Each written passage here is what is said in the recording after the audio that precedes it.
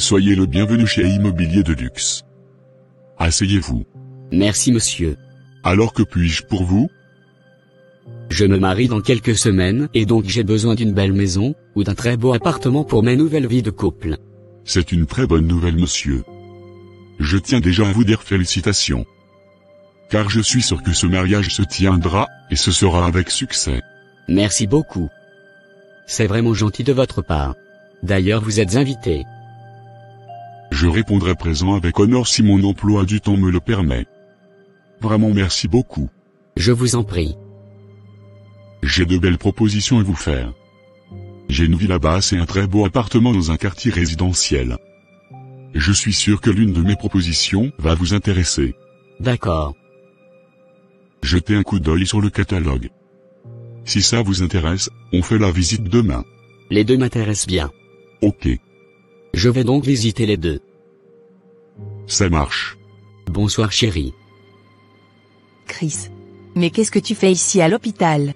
T'inquiète, je ne suis pas venu accoucher.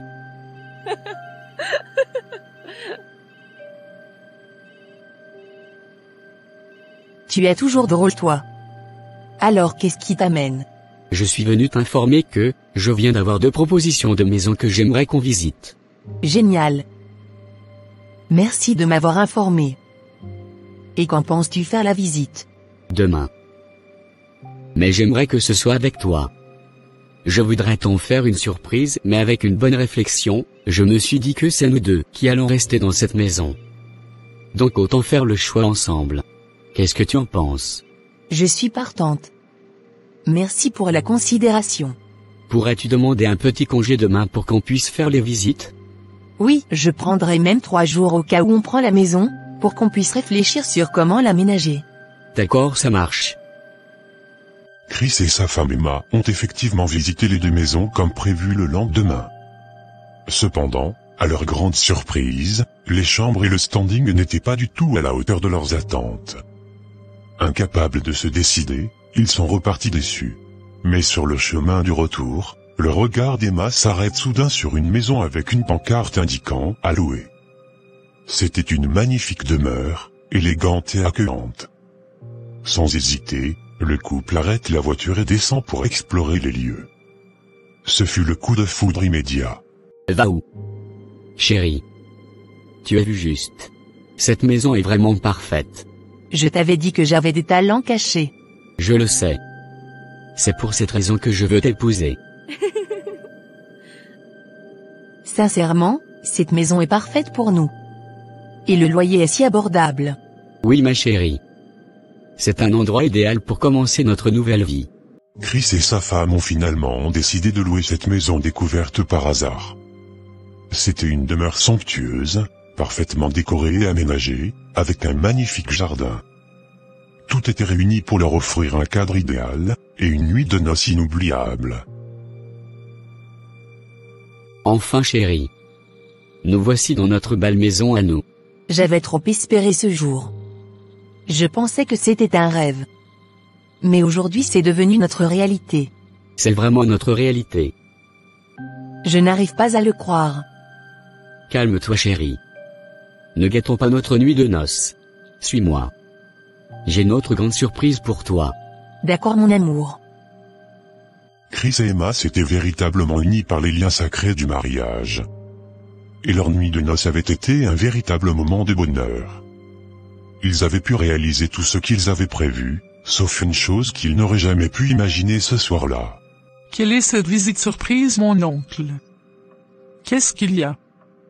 Pourquoi tu ne m'avais pas prévenu de ta venue? Calme-toi ma sœur. Allons nous asseoir. Je n'ai pas d'argent, hein. Je te préviens en même temps, si c'est pour ça que tu es venu. Et aussi je n'ai rien préparé à manger. Allons nous asseoir ma sœur. Ok, je t'écoute. Qu'est-ce qui t'amène? Ah? Tu ne parles pas? Les oncles de ton beau-fils m'ont appelé ce matin. Ah bon? Mais pourquoi? Notre fille a-t-elle fait quelque chose de mal? Non ma sœur. Et c'est quoi au juste? Pourquoi tu n'arrives pas à parler? Ah? Ils m'ont appris que notre fille ne s'est pas réveillée ce matin. Elle ne s'est pas réveillée comment? Sont-ils dans leur chambre pour savoir si elle s'est réveillée ou pas? Elle est sûrement fatiguée par les préparations de son mariage et par sa nuit de noces. Elle a le droit de se reposer. Tu ne me comprends pas, ma sœur. Emma est morte. Quoi? Qu'est-ce que je viens d'entendre? Non, je refuse cette mauvaise nouvelle. Ma fille n'a rien. C'est malheureusement le cas, ma sœur. Je viens de quitter son corps comme ça. Mon cœur.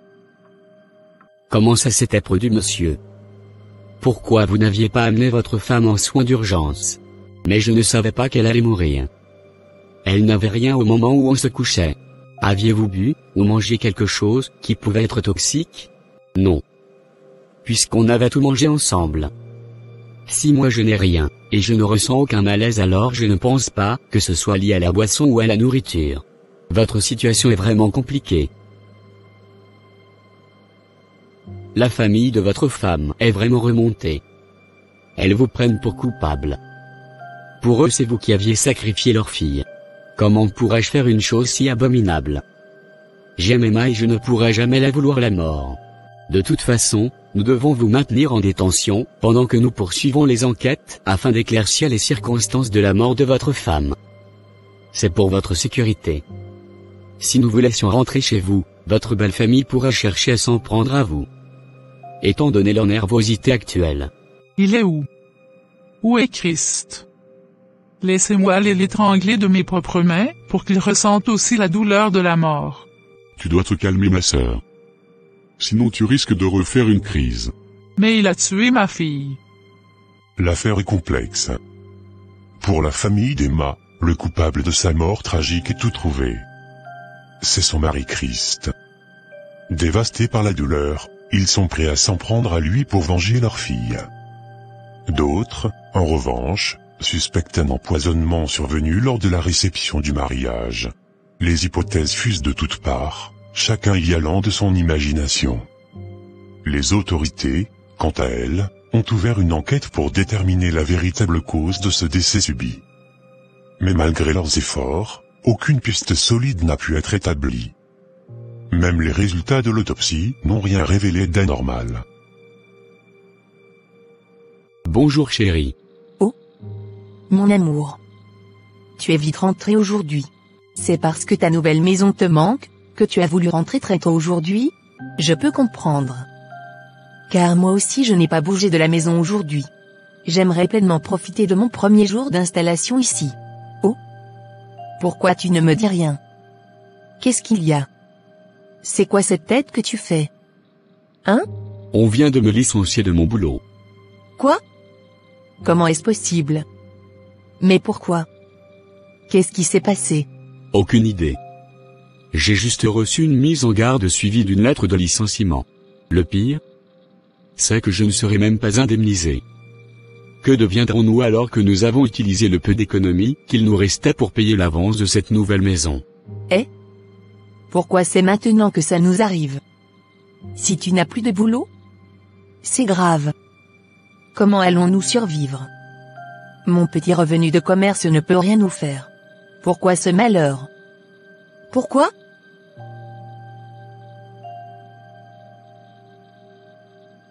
Oh. Tu es encore en chambre? Chérie. Je pensais que tu t'apprêtes pour la boutique. Je ne me sens du tout pas bien. Mais qu'est-ce que tu as? J'ai des maux de tête atroces. C'est sûrement la grossesse. Allons à l'hôpital. D'accord. Monsieur. Votre femme n'a plus une seule goutte de sang dans son corps. Quoi? Oui. Heureusement que vous êtes venu rapidement à l'hôpital. Votre femme souffre d'une anémie sévère, et tout porte à croire que cela remonte à plusieurs mois. Mais comment est-ce possible? Nous avons fait un bilan de santé il y a à peine une semaine et tout était parfait. Elle n'était absolument pas anémiée. En tout cas, son état est très critique. Nous avons déjà commencé une transfusion, mais il faudra que vous alliez chercher d'autres poches de sang en urgence. Malheureusement, nous n'avons plus de réserve de son groupe sanguin disponible ici. Eh! Mon Dieu! Non seulement Monsieur Georges avait perdu son emploi de manière soudaine, mais quelques jours plus tard, sa femme se retrouvait gravement ennemie à l'hôpital. Face à cette situation désespérée, il était contraint de demander de l'aide à droite et à gauche pour pouvoir couvrir les frais médicaux, n'ayant plus de ressources. Les petites économies de sa femme, déjà épuisée dans les premiers soins, ne suffisaient plus. Le pire, c'est que l'anémie de sa femme devenait chronique. À peine sortait-il de l'hôpital, qu'elle rechutait quelques jours plus tard. Georges, désemparé et incapable de trouver une explication, voyait son espoir s'effondrer peu à peu. Que me vaut ta visite, mon fils? Aidez-moi, grand voyant. Ce sont mes connaissances qui m'ont indiqué ici. J'ai vraiment besoin de votre aide. Ne panique pas, mon fils. Je vais t'aider. Dis-moi exactement ce qui te tracasse. Plus rien ne va dans ma vie. J'ai tout perdu sur tous les plans. Même la santé de ma femme s'aggrave de jour en jour. Je ne comprends plus rien. Ah bon? Mon fils, ton problème vient de ta propre mère. Ma mère? Comment ma mère? C'est ce que Dieu m'a révélé. Ta maman est une grande sorcière. C'est elle qui est en train de détruire ta vie. Et c'est elle qui veut également bouffer ta femme et ses grossesses. Mon Dieu. Donc ma maman est vraiment une sorcière? Oui. Ah? Attends. Tu pars sans payer les frais de consultation, monsieur? Monsieur. Donc il est vraiment parti quoi? Moi qui pensais avoir trouvé quelqu'un à arnaquer. Ce gars m'a bien eu. Je l'attends ici. Il reviendra me voir. Ah? Tu vas défoncer ma porte. Georges. Qu'est-ce qui t'arrive?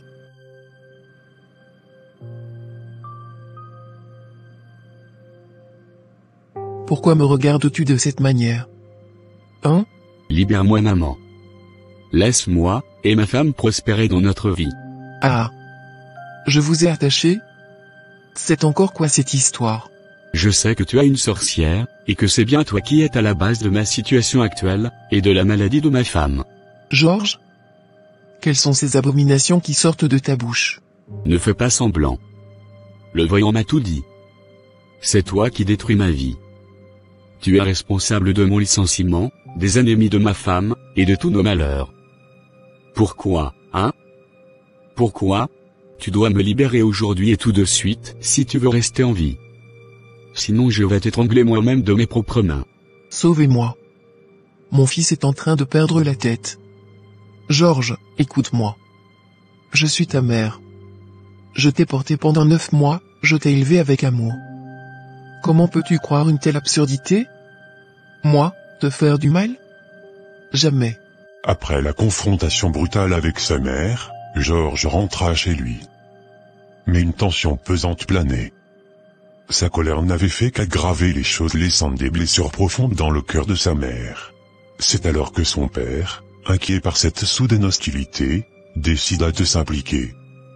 Bien qu'il n'ait pas été présent au moment de l'affrontement, il avait tout appris. Déterminé à comprendre ce qui poussait Georges à agir de la sorte, il chercha à le rencontrer pour discuter. Bonjour papa. Bonjour mon fils. J'aurais appris que tu étais venu faire du bruit à la maison aujourd'hui. Oui. Je veux comprendre. Pourquoi t'es-tu emporté ainsi contre ta propre mère? Quelle est cette histoire de sorcellerie? Papa, ce n'est pas une histoire. J'ai consulté un voyant. Il m'a dit clairement que maman est derrière tous mes malheurs. Un voyant, tu dis. Et tu l'as cru sur parole? Papa. Ce n'est pas une question de croire ou non. Depuis que nous avons emménagé dans cette maison, ma vie est un cauchemar. J'ai perdu mon travail, ma femme est constamment malade, et on me dit que c'est maman qui en est la cause. D'accord. Décris-moi ce voyant. Où l'as-tu trouvé? C'est un homme de taille moyenne, la cinquantaine peut-être. Il portait une longue robe blanche et un foulard rouge sur la tête. Sa maison est en périphérie de notre village, près du Grand Fromager. Es-tu sûr de cette description? Oui, papa. Pourquoi?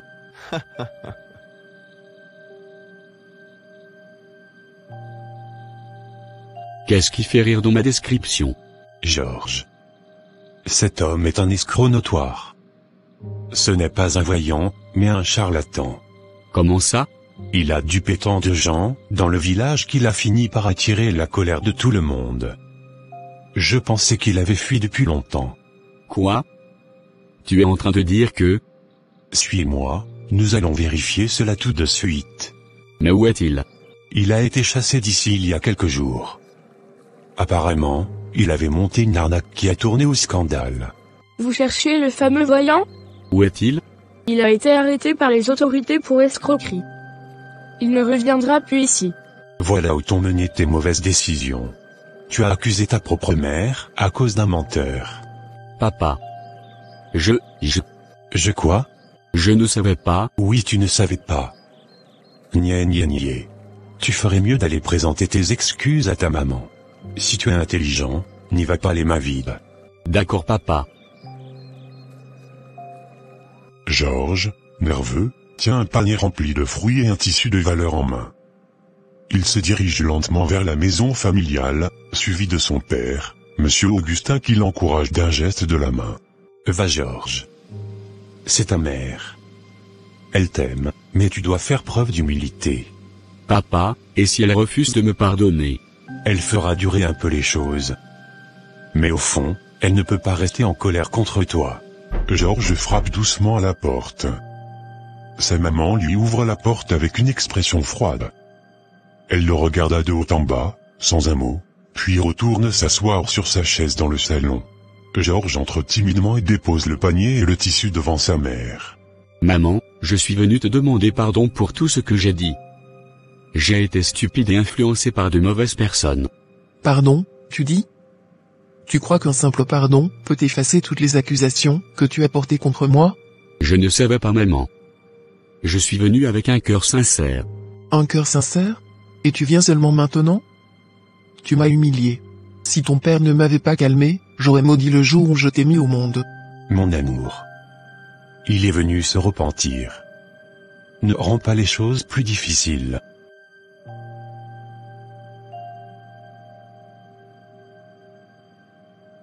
Lève-toi et retourne chez toi. Si tu pensais que quelques fruits et un panier allaient suffire, tu te trompes. Georges reste à genoux, l'air désespéré. Après quelques minutes de silence tendu, Monsieur Augustin pose une main apaisante sur l'épaule de sa femme. Il a fait une erreur. Mais il est ton fils. Accepte ses excuses pour que nous puissions avancer en famille. Chez moi, on dit qu'une mère ne nettoie pas les déjections de son enfant sur ses cuisses avec un couteau. Peu importe ce qu'il avait dit, il demeure ton enfant. Bon, lève-toi. Mais sache que je ne tolérerai plus jamais un tel comportement de ta part. Merci maman. Je te promets que cela ne se reproduira plus. D'accord. Maintenant dis-moi. Pourquoi restais-tu encore dans cette maison alors que tu n'as plus de travail? Eh bien, je pensais que c'était temporaire. Écoute-moi bien Georges. Cette maison est trop grande pour toi et ta situation actuelle. Quitte-la. Reviens vivre dans la maison de ton père ou trouve un appartement plus modeste. Ta mère a raison. Ce sera plus sage. D'accord. Je vais réfléchir à ce que vous dites.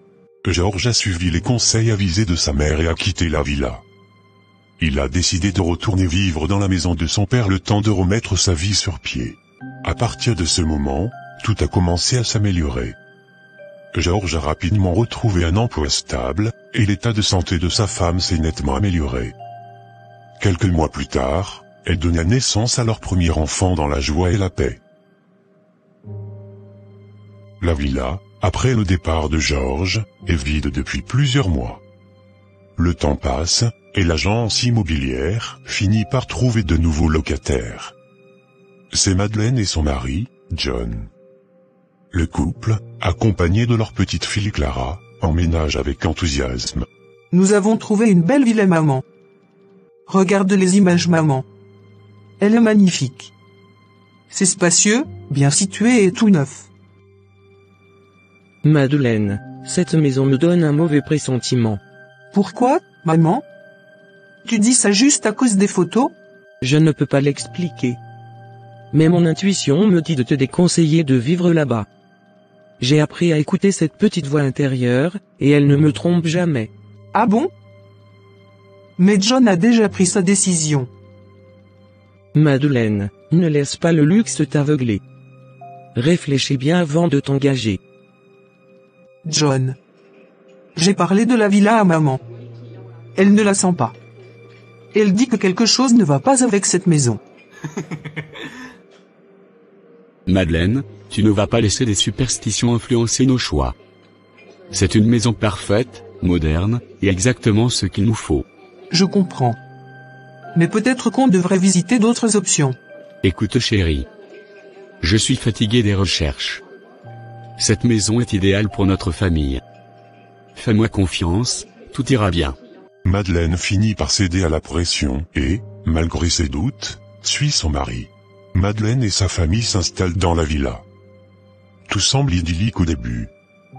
Mais, seulement une semaine après leur aménagement, Clara commence à montrer des signes de fatigue inhabituels. John. Clara semble de plus en plus pâle. Elle dort beaucoup et refuse de manger. Elle est peut-être fatiguée à cause du déménagement. Laisse-lui du temps. Es-tu sûr? Allons à l'hôpital. Depuis ils ne sont pas revenus nous voir. Pourquoi ça traîne autant?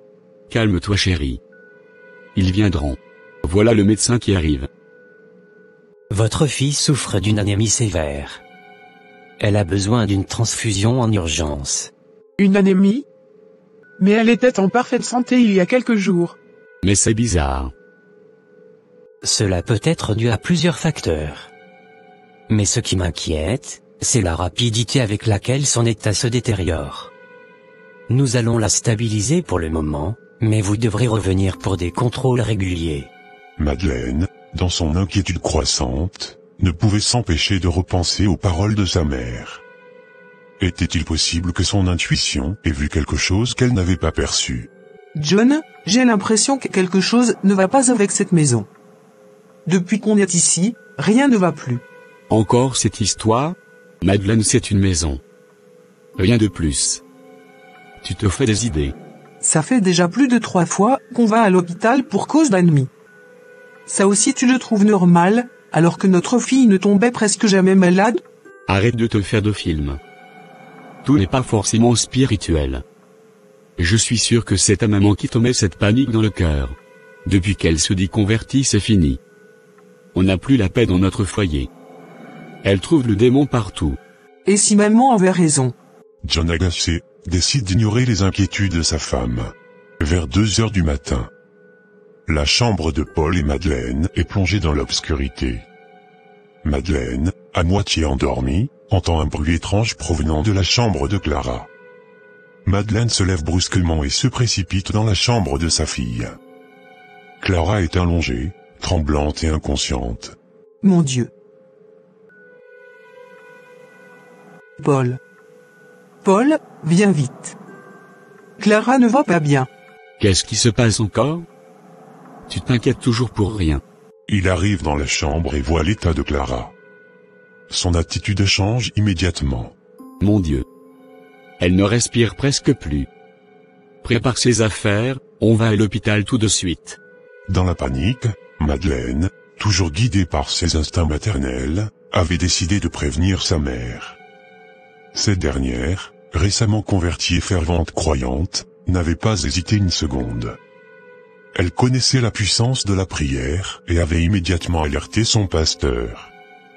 Malgré l'urgence de la situation, Madeleine espérait que leur présence puisse apporter une aide supplémentaire face à l'état alarmant de Clara. Tu es prête, on peut partir? Moi je ne vais pas me changer. Oui. Maman, et le pasteur sont déjà au portail aussi. Tu as prévenu ta mère? Et maintenant son pasteur? C'est un problème médical, pas une affaire de prière. John, je suis désolé, mais je ne pouvais pas rester là sans rien faire. En tout cas, qu'il ne nous retarde pas. Seigneur Tout-Puissant, nous remettons cette famille entre tes mains. Que tout ce qui est caché dans cette maison soit révélé, et que ton sang protège Clara. Amen. Allons-y vite à l'hôpital. Nous allons continuer la prière en route. D'accord, pasteur. S'il vous plaît, madame.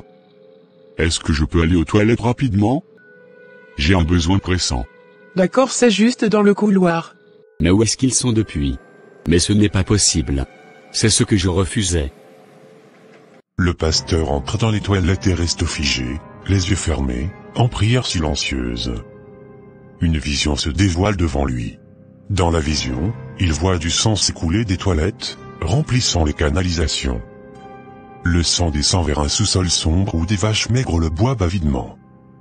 Ces vaches se transforment peu à peu en bêtes imposantes et terrifiantes. Seigneur Jésus-Christ, quelle est cette vision bizarre que j'ai? Le pasteur venait de recevoir une révélation sombre et inquiétante. Il avait vu des choses qu'il ne pouvait expliquer immédiatement. Mais pour le moment, la priorité restait de sauver Clara. Dans la voiture, le pasteur continue à prier pendant tout le trajet. À l'hôpital, Clara reçoit des soins d'urgence et commence à se stabiliser. Une fois la tension retombée, le pasteur décide de parler. Madeleine, John, je dois vous dire ce que j'ai vu. Qu'avez-vous vu, pasteur? Il y a encore quoi? Ma fille va déjà mieux, non? Laissez le pasteur parler s'il vous plaît. Cette maison dans laquelle vous vivez, elle cache quelque chose de très sombre. Dans ma vision, j'ai vu du sang s'écouler des toilettes, et nourrir des esprits sous forme de bétail. Du sang? Des esprits? Excusez-moi, pasteur, mais je ne suis pas sûr de comprendre. Mon Dieu. Je savais qu'il y avait quelque chose qui clochait avec cette maison. Mon intuition ne me trompe pas. Qu'est-ce que tout cela veut dire? Je sais que cela semble incroyable. Mais vous devez faire des recherches sur cette maison. Il y a quelque chose dans ses fondations. Le pasteur commence à poser des questions aux voisins et aux anciens locataires. Madeleine et John l'accompagnent dans cette démarche. Peu à peu, des faits troublants émergent. Des décès inexpliqués, des maladies chroniques, des licenciements. Finalement, le pasteur découvre que le propriétaire initial avait effectué des rituels démoniaques en enterrant des bœufs vivants dans les fondations pour attirer la richesse. Cependant, avec sa mort, les esprits continuaient à réclamer du sang. Les révélations étaient accablantes. C'était la maison qui était depuis longtemps la source de malédiction pour tous ses habitants. Mais grâce aux prières et aux doutes de la maman de Madeleine, la vérité avait enfin éclaté. Le pasteur organise une grande prière de purification avec plusieurs chrétiens. La maison est débarrassée des esprits qui la hantaient. Madeleine et John décident finalement de déménager. J'ai été aveuglé par mon amour pour le luxe. Mais je vois maintenant que ta mère avait raison depuis le début. L'essentiel, c'est que Clara est en bonne santé. Nous allons enfin pouvoir vivre en paix. Oublions le passé et profitons de cette belle soirée que tu m'as organisée. J'aime bien. Merci mon amour. Bonne arrivée ma sœur. Merci pasteur. J'ai amené ma fille vous remercier. C'est à Dieu tout honneur. Comment vas-tu maintenant ma fille? Je vais très bien, pasteur. Vous m'avez sauvé la vie. Moi et mes parents, allons commencer par venir à l'église et prier aussi. Clara? Laissez-la manifester sa gratitude envers Dieu. Si ce n'était pas grâce à lui, elle ne serait pas en vie au moment où nous parlons. Ainsi s'achève cette animation. Ce témoignage nous rappelle une vérité essentielle, nos lieux d'habitation ont une influence spirituelle sur nos vies. Trop souvent, lorsque nous cherchons une maison à louer ou à acheter, nous nous focalisons uniquement sur son apparence ou son prix. Est-elle spacieuse? Est-elle bien située? Accessible? Ces critères matériels nous préoccupent, mais nous négligeons l'essentiel, qui est le côté spirituel. De nombreuses personnes vivent dans des maisons où, depuis des années, rien ne marche. Maladies chroniques, chômage, infertilité, divorce, échec professionnel ou même décès. Et pourtant, peu ont le réflexe de se demander si leur maison pourrait être à l'origine de ces troubles. Il est important de comprendre que tout le monde ne partage pas les mêmes valeurs. Beaucoup de personnes, aujourd'hui, s'adonnent à des pratiques occultes pour construire leur maison ou attirer la prospérité. Vous ne savez pas comment un propriétaire a obtenu son argent ni ce qu'il a pu enterrer dans le sol avant de poser les fondations. Certaines maisons sont bâties sur des pratiques douteuses, et vivre peut avoir des conséquences spirituelles graves. Avant de chercher une maison, priez pour que Dieu vous guide vers un lieu saint, éloigné de toute malédiction. Avant d'emménager, prenez le temps de sanctifier et de purifier votre nouvelle maison par la prière. N'entrez jamais dans une maison sans avoir prié pour la protection divine. Ce message est un appel à la vigilance et à la sagesse. Que Dieu nous donne le discernement pour éviter ces pièges et bénir nos lieux d'habitation, afin qu'ils deviennent des espaces de paix, de prospérité et de bénédiction. Seigneur, nous te remettons toutes les maisons de tes enfants. Que tout plan de l'ennemi contre nos foyers soit détruit au nom de Jésus-Christ. Protège-nous et guide-nous vers des lieux de paix et de bénédiction. Amen. Merci d'avoir suivi cette animation. Si vous avez été béni, abonnez-vous et activez la cloche de notification pour ne manquer aucune de nos vidéos. Que Dieu vous bénisse et protège vos foyers. Bye.